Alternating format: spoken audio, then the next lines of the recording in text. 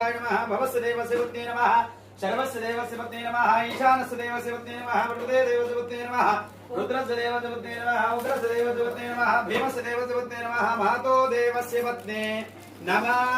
भवं देवं तर्पयामि ఇక చేయి లింగం మీద చేయి పెట్టి ఎడమ చేయితోని కుడి చేయిల నీళ్లు వేసుకుంటూ ఉంటే